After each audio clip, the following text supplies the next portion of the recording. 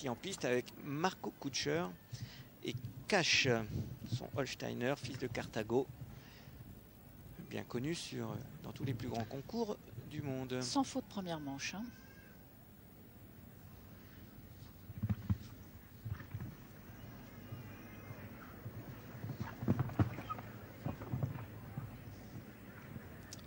Numéro 5 mondial au classement paru cette semaine.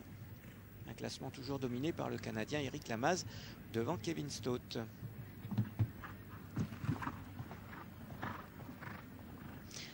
On peut se poser la question de ces terrains en herbe qu'on aime beaucoup, qui sont magnifiques, mais qui posent problème quand il pleut. Et on pense aussi au terrain d'Ixted quand il pleut beaucoup, qui n'est pas très bon pour les tendons et les tendons des chevaux. Hein. Regardez, le soleil revient, ça brille.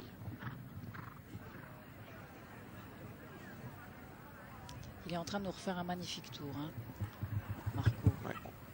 Là, il ouvre un petit Lui peu. aussi ouvre. Oui. Pour mettre ses 7 foulées confortables.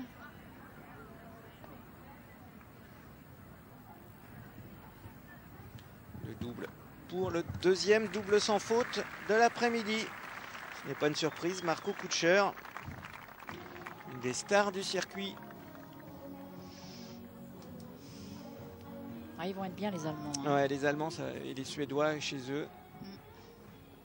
C'est finalement l'Allemagne qui se présente. Thomas Voss. Il y a eu un problème alors avec le cheval ou la cavalière suédoise. Thomas Voss, 15 points en première manche, ça a été difficile. Avec Carreño 9 et talon 10 ans Holsteiner, pardon. Par Cascavel. C'est un peu l'outsider de cette équipe, hein, Thomas Voss. On le voit un petit peu moins à ce niveau-là. Oui, lui ne fait pas partie de l'équipe potentielle pour Aix-la-Chapelle qui a déjà été donnée, où les 5 cavaliers retenus pour composer l'équipe d'Allemagne, il y aura évidemment un remplaçant, sont Ludger Berbaum, Marcus Henning, Christian Allmann, Nagel et Yann Frédéric Meyer. On pourra en retirer un de cette liste pour évoluer, je vous rappelle, jeudi soir en direct sur Equidia Watch et Equidia dans la merveilleuse Coupe des Nations d'Aix-la-Chapelle. Grandiose. Hein. Grandiose, voilà. Ouais. Si vous avez un jour l'occasion, si vous n'êtes jamais allé à Aix-la-Chapelle et que vous avez un concours à aller voir, il faut vraiment, c'est pas très loin, le Thalys vous y emmène en 2 heures, 2 heures et demie, et c'est juste 3-4 jours merveilleux. Alors attention à la ligne, il a fait 15 points en première manche, hein, donc il ne peut qu'améliorer son score, on le souhaite pour lui. Eh bien, rentrée, parfait, parfait, très belle sortie de triple. Attention à cet Auxerre qui fait beaucoup de fautes, voilà encore une fois. Un petit peu près, le terrain collant, l'Auxerre un peu clair, et ça fait faute. Dans la courbe en plus. Monter la rivière. Il a ouvert un tout petit peu pour caser ses 7 foulées, très bien. Oula, il rentre très près dans ce double. Mais ça sort. Le temps, ça passe pour le temps aussi, qui est 81 secondes, je vous rappelle. 4 points pour l'Allemand Thomas Voss.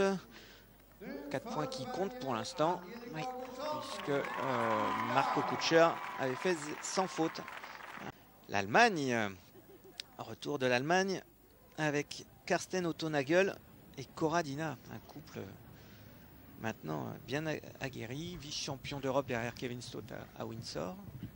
Ça c'est mon couple préféré si je puis dire, puisque j'adore l'équitation de ce cavalier et la qualité de cette jument merveilleuse. Jument de 13 ans, fille de Corrado. 4 points premier tour donc. Les Allemands qui sont bien partis, hein, 0 et 4 dans la deuxième manche. Nagel qui a fait ce couple qui a fait 3e du Grand Prix à la Baule au mois de mai.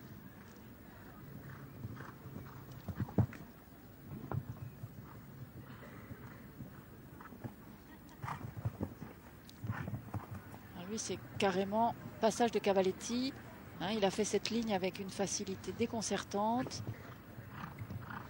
La jument s'est tenue parfaitement en équilibre. 6 foulées fluides et un magnifique passage de triple. Allez, la rivière. C'est sûr que 7 foulées. Si sans faute placerait l'Allemagne en bonne position. Bah là, ils sont imbattables, hein, non? Ah, si, non, il y a la Suède encore. Ouais. Regardez ça. Pouf. Et voilà, le sans faute. Aïe, belle prestation. Il n'y a rien à dire. Hein. Ouais, vraiment rien à dire. Non, mais de toute façon, on savait très bien que même si l'Allemagne était en position délicate après 3 épreuves, elle n'avait pas encore sorti la grosse artillerie et que dès qu'ils allaient sortir un peu les couples vedettes, l'Allemagne allait remonter. La dernière épreuve. Nous voici donc pour la cérémonie avec une équipe d'Allemagne qui, voilà, si on remonte un petit peu dans l'histoire, ça faisait quand même plus d'1 an qu'on n'avait plus vu une équipe d'Allemagne s'imposer en Coupe des Nations. Coupe des Nations.